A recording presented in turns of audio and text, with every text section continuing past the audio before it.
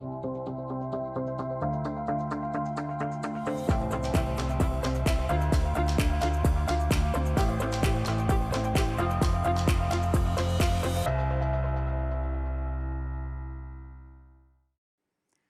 안녕하십니까? 11월 18일 서울경제 뉴스5 시작합니다. SK하이닉스가 초대형 인공지능 반도체 시장을 잡기 위해 판을 키우고 있습니다. 클린룸을 늘리고 팹 완공의 속도를 내는 등 대대적인 투자 확대를 통해 생산 능력 늘리기에 고삐를 쬐고 있는데요. 폭발적인 미래 수요를 선점하기 위해 AI 메모리 인프라 확충을 서두르는 모습입니다. 김혜영 기자입니다. SK하이닉스의 용인 반도체 클러스터 투자액이 600조 원에 육박할 전망입니다. 2019년 발표한 투자 규모의 5배에 달합니다. 최태원 SK그룹 회장은 지난 16일 용산 대통령실에서 열린 한미 관세협상 후속 민간합동회의에서 2028년까지 계획한 128조 원 투자가 이미 상향 조정되는 중이며 용인만으로 약 600조 원의 투자가 이어질 것이라고 밝힌 바 있습니다. 용적률 상향과 최첨단 공정 도입을 통해 초대형 AI 반도체 시장 선도에 승부를 띄운 모습. SK는 AI 3대 강국 비전 실현에 앞장선다는 방침입니다. 용인 반도체 클러스터에는 총 4기의 대형 팹이 순차적으로 조성될 예정입니다. 클린룸 면적이 기존 계획 대비 50% 확대되고 고대역폭 메모리 등 AI 연산용 메모리 생산에 최적화된 첨단 공정이 적용됩니다. 고성능 데이터 센터용 반도체 수요에도 대응할 수 있는 통합 생산 체계도 구축됩니다. 2027년 용인 반도체 클러스터 첫 번째 팹의 첫 클린룸 가동이 시작될 것으로 관측됩니다. 업계는 팹 1기가 SK하이닉스 청주 M15X 6기 규모에 맞먹을 것으로 보고 있습니다. SK하이닉스는 청주 M15X 팹 건설에 20조 원 이상 투입된다고 발표한 바 있어 용인 클러스터 팹 1기에 최소 120조 원이 들어갈 것으로 추산됩니다.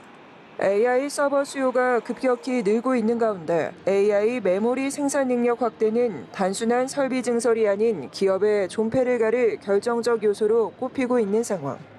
전문가들은 HBM이 글로벌 AI 산업 성장의 핵심 요소로 생산 능력 확보 여부는 기업의 경쟁력과 직결된다고 분석하고 있습니다. 서울경제TV 김혜영입니다. 최근 CJ그룹의 실적이 기대에 미치지 못하면서 그룹 전반의 위기감이 커지고 있습니다. 특히 K컬처와 K푸드의 세계적 인기에도 정작 CJ는 그 흐름을 충분히 살리지 못하고 있다는 지적이 나오는데요. 이런 상황에서 CJ그룹이 선제적인 CEO 인사에 이어 임원 인사까지 단행하며 체질 개선과 실적 반등에 속도를 내고 있습니다. 이혜연 기자입니다. CJ그룹이 선제적인 CEO 인사에 이어 18일 임원 인사를 단행하며 체질 개선과 실적 반등에 속도를 내고 있습니다. CJ그룹은 신임 경영 리더에 지난해보다 2배 가까운 40명을 발탁하는 등 그룹의 미래와 글로벌 성장을 본격적으로 추진한다는 계획. 특히 36세 여성 리더 2명을 포함해 총 5명의 30대가 신임 경영 리더로 승진하면서 세대 교체의 의지를 드러냈습니다. 여기에 연령과 직급에 관계없이 전문성을 보유한 차세대 영리더를 적극 발탁함으로써 미래와 글로벌 성장 본격화에 힘을 싣겠다는 전략입니다. CJ그룹은 그동안 정기 임원 인사와 함께 CEO 교체, 승진 인사, 조직 개편을 일괄 발표해왔지만 올해부터는 CEO 인사를 먼저 단행하고 이후 후속 인사를 진행하는 방식으로 전환했습니다. 앞서 지난달 윤석환 CJ제일제당 바이오사업부문 대표와 이건일 CJ프레시웨이 대표가 각각 CJ제일제당과 CJ푸드빌 대표이사로 내정된 바 있습니다. 이 같은 인사 배경엔 올 3분기 CJ그룹의 주요 계열사 실적이 뒷걸음질 치면서 글로벌 시장에서의 성장 모멘텀을 제대로 활용하지 못한다는 지적 때문. 실제로 CJ그룹의 올해 3분기 연결기준 영업이익은 6,657억 원으로 전년 동기 대비 0.7% 감소했고 그룹의 핵심 계열사인 CJ제일제당의 영업이익은 같은 기간 전년 대비 25.6% 감소한 2,026억 원을 기록하는 등 실적이 역성장했습니다. 특히 바이오 부문의 급격한 수익성 악화가 전체 실적을 끌어내리며 그룹 전반의 부담 요인으로 작용했다는 분석. 실적 부진과 바이오 리스크 속에서 CJ그룹의 인사 조직 개편이 반등의 시작점이 될 수 있을지 주목됩니다. 서울경제TV 이혜연입니다. 흥국생명이 이지스 자산운용 인수전에서 1조 원대 최고가를 제시하며 우선권을 잡았다는 관측이 나옵니다. 본사 매각에 이어 전국 11개 지방사업까지 매각에 나서면서 유동성 확보에 속도를 내는 모양새인데요. 동일대주주 태강산업에 대한 세무조사가 인수심사 과정의 변수로 거론됩니다. 김도하 기자입니다. 국내 1위 부동산 자산운용사인 이지스 자산운용 본입찰에서 흥국생명이 1조 원 넘는 가격을 써내며 가장 공격적인 조건을 제시한 것으로 알려졌습니다. 본입찰에 함께 참여한 한화생명과 글로벌 PEF 힐하우스를 제치고 사실상 인수전 우위를 확보했다는 평가가 나옵니다. 자금 확보를 위해 흥국생명은 최근 본사 건물을 계열 리츠에 매각해 약 7,200억 원을 마련했습니다.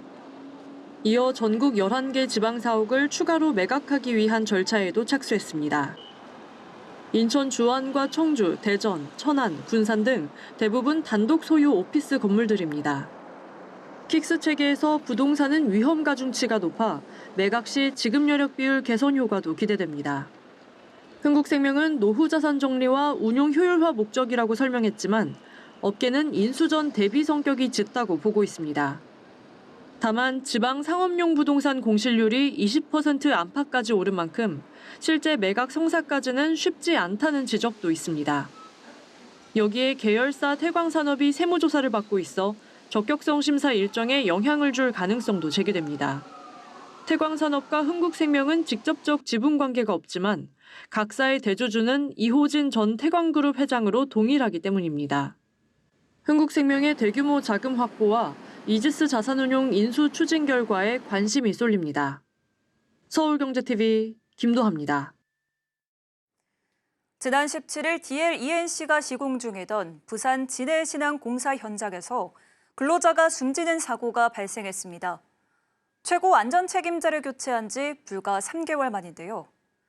DLENC는 수년째 안전 경영을 강조하며 매년 900억 원이 넘는 돈을 투입하고 있지만 중대재해는 여전히 반복되고 있습니다. 이지영 기자입니다.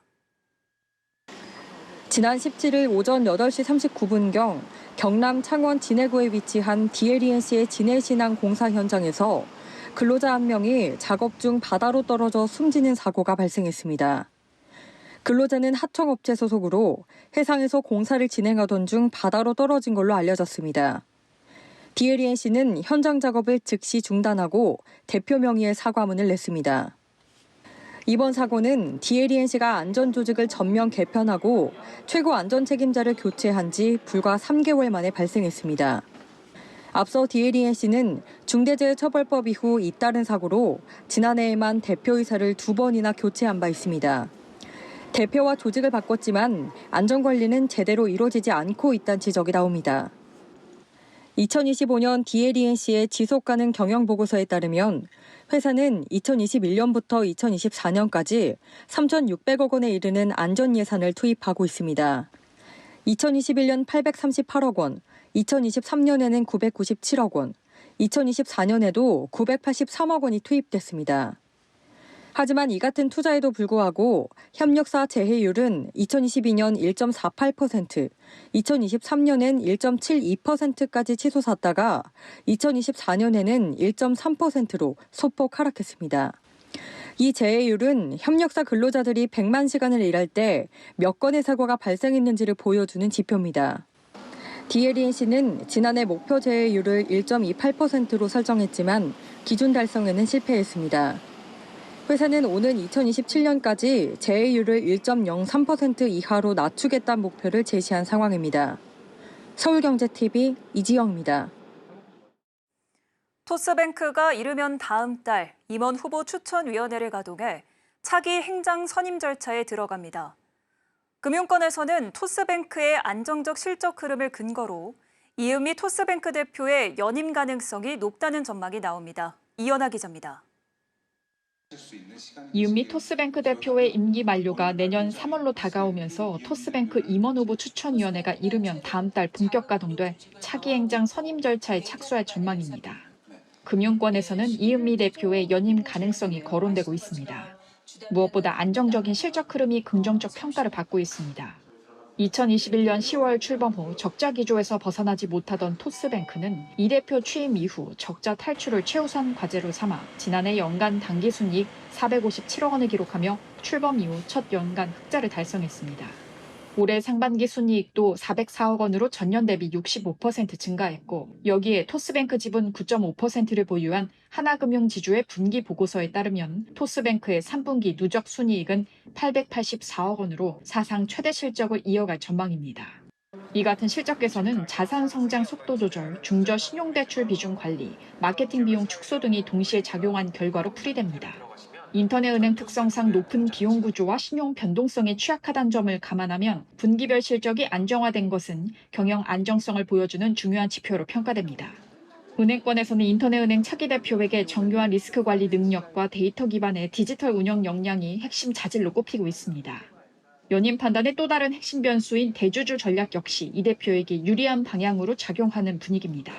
토스뱅크 최대 주주인 토스 운용사 비바 리퍼블리카가 최근 미국 나스닥 상장 방침을 사실상 확정하고 글로벌 법무법인 선임을 마무리하는 등 해외 IPO 준비 작업을 진행 중입니다. 금융권에서는 해외 상장을 추진하는 기업에게는 지배구조 안정성과 리더십 연속성이 중요한 만큼 실적이 안정된 계열사 CEO를 교체할 가능성은 낮다는 전망이 지배적입니다. 이와 함께 토스뱅크의 안정적 수익 구조가 비바 리퍼블리카의 밸류에이션에도 긍정적으로 작용할 것이란 평가도 나오고 있습니다. 서울경제TV 이연아입니다. LG화학이 최근 불거진 분리막 사업 철수설을 둘러싼 논란에 빠르게 해명하고 나섰습니다. 공장 주재 임원이 내부 담화에서 전체 인원의 40%가 일을 못할 거라고 언급하자 사업 철수설로 번진 건데요. 회사 측은 정해진 바가 없다며 해석에 선을 그었습니다. 이채우 기자입니다. LG화학이 최근 불거진 분리막 사업 철수설에 해명하고 나섰습니다. 최근 최종한 청주공장 주재 임원이 임직원 담화에서 내년은 올해보다 더 어려운 국면이 예상된다며 생산 인력 축소 가능성을 언급한 것이 발단입니다. 최 상무는 회사 창립 이후 단 한 번도 적자를 기록한 적이 없으나 글로벌 경기 둔화와 중국 업체의 저가 공세로 지난 3년간 직격탄을 맞았다며 특단의 반전이 없다면 공장 인력 2,440명 중 약 1,000명이 생산 활동에 참여하기 어려울 수 있다고 말했습니다. 이어 지속적인 사업 구조 개편과 비용 절감 활동에도 이제 더 이상 감내하기 힘든 수준에 다다랐다고 덧붙였습니다. 이 발언이 알려지자 업계에서는 LG화학이 분리막 사업 철수를 검토하는 것 아니냐는 관측이 나오고 있습니다. 최 상무가 언급한 1,000여 명은 전체 인력의 40%에 해당합니다. 또 최근 2차 전지 시장의 성장이 정체되면서 소재 시장 역시 어려운 국면에 놓여 있는 만큼 최 상무의 발언은 분리막 사업 철수까지 확대 해석된 겁니다. LG화학은 분리막 사업 철수와 관련해 결정된 것이 전혀 없다며 선을 그었습니다. 현장 임원인 최 상무가 경영 환경이 불확실하고 미래 상황 역시 장담할 수 없다고 알리는 과정에서 불거진 오해라는 설명. 한편 LG화학은 지난 2021년 분리막 사업에 뛰어들었습니다. 일본 도레이와 1조 원을 투자해 헝가리의 원단 라인을 구축하고 2028년까지 연 8억 제곱미터의 생산 능력을 확보하겠다는 계획도 밝힌 바 있습니다. 하지만 2차 전지 시장 침체로 합작 구조의 효율성이 떨어지자 지난 10월 LG화학은 도레이 지분을 모두 확보해 단독 운영 체제로 전환한다고 밝히기도 했습니다. 서울경제TV 이채우입니다. 현대자동차가 러시아 시장에서 철수한 지 2년 만에 주요 상표를 다시 등록했습니다. 일각에서는 시장 복귀 가능성을 제기하고 있는데요. 다만 이미 중국 업체가 60% 넘게 장악한 러시아 시장에 현대차가 다시 진입하기는 녹록지 않다는 분석이 나옵니다. 이해란 기자입니다. 현대차가 최근 러시아에서 2034년까지 유효한 상표권을 등록했습니다. 2023년 12월 상트페테르부르크 공장을 러시아 업체에 매각하면서 설정한 2년 내 재매입 옵션의 만료를 한 달 앞둔 시점과 맞물리며 복귀 가능성이 거론되고 있습니다. 당시 매각가는 10,000루블, 우리 돈 14만 원에 불과해 눈길을 끌기도 했습니다. 일각에선 러시아 재진출의 신중론을 제기합니다. 상표 신청은 지난해 이뤄졌고 이달 최종 승인된 것일 뿐이라는 것. 러시아 내 사업 재개 여부와는 별개로 기업이 브랜드 보호를 위해 상표권을 유지하는 건 일반적이라는 겁니다. 현대차도 공식 입장을 통해 해당 상표 등록은 전 세계 국가에서 통상적으로 브랜드 권리를 유지하기 위해 진행하는 상표 등록의 일환이며 사업 재개 신호로 보기 어렵다고 밝혔습니다. 현대차의 러시아 복귀 결정은 간단치 않아 보입니다. 지난 3년간 러시아 자동차 시장 판도가 완전히 바뀌었기 때문. 한국자동차연구원 분석에 따르면 2022년 우크라이나 전쟁으로 서방 업체들이 철수한 뒤 중국 브랜드가 빈틈을 빠르게 메우면서 러시아 시장 점유율을 60.4%까지 끌어올렸습니다. 러시아 정부도 초기엔 중국차를 환영했지만 최근 자국 산업 보호로 방향을 틀어 현지 생산 의무화와 비관세 장벽을 높였습니다. 지정학적 리스크의 중국의 시장 장악, 러시아의 보호 무역까지 겹쳐 현대차가 러시아에 다시 진출하기 위해선 정교한 전략이 필요하다는 분석이 나옵니다. 서울경제TV 이혜란입니다. 전기차 캐즘으로 고전을 겪던 2차 전지 산업이 최근 AI 고성장과 함께 에너지 저장 시스템 ESS가 각광받으며 되살아나고 있습니다. 하지만 주가 하락에 베팅하는 공매도 금액은 최근 빠르게 늘어나는 모습인데요. 18일 급락장 속에 관련주들도 일제히 하락했습니다. 김효진 기자입니다. 반등세를 이어오던 2차 전지주에 최근 공매도가 늘어나고 있습니다. 주가가 고점이라 판단하고 하락 베팅을 하는 기관이 늘어난 겁니다. 전기차 캐즘으로 고전을 겪던 2차 전지주는 AI 산업 성장으로 전력 소비가 늘면서 에너지 저장 장치, ESS 수요 증가에 힘입어 최근 상승세를 보였습니다. 2차 전지주는 10월 들어 두 자릿수 상승세를 보이다 이번 달 들어 소폭 조정을 받고 있습니다. 이런 가운데 공매도 잔고는 증가하고 있습니다. LG에너지솔루션은 10월 36% 상승 후 11월 들어 6%가량 하락했습니다. 같은 기간 공매도 금액은 빠르게 증가했습니다. 9월 말 1조 원 내외던 공매도 잔고는 한 달 만에 1조 1천억 원대로 불어났습니다. 삼성 SDI는 10월 58% 가까이 오른 뒤 11월 들어 약 7% 하락했습니다. 같은 기간 공매도 잔고는 3,668억 원에서 5,469억 원으로 증가했습니다. SK이노베이션은 10월 30% 가까이 상승했다가 11월 약 10% 하락 중입니다. 공매도 잔고는 10월 들어 3천억 원을 돌파했다가 현재 2천억 원을 넘나들고 있습니다. 최근 공매도 잔고 상위 종목에는 2차 전지 소재주가 대거 이름을 올리고 있습니다. 지난 13일 기준 코스모 신소재, LNF, 포스코 퓨처엠, 코스모 화학 등이 공매도 잔고 상위 50 종목에 올랐습니다. 서울경제TV 김효진입니다. 최근 카카오 내부에서 조직 문화를 둘러싼 논란이 잇따르고 있습니다. 지난 9월 직원들에게 휴대전화 포렌식 동의서를 받은 사실이 알려진 데 이어 이달에는 임원 자녀의 결혼식 업무에 일부 직원들이 동원됐다는 의혹도 제기됐는데요. 그간 자율과 수평의 조직 문화를 강조해온 카카오가 정작 실제 운영에는 차이가 있었다는 지적이 나옵니다. 이수빈 기자입니다.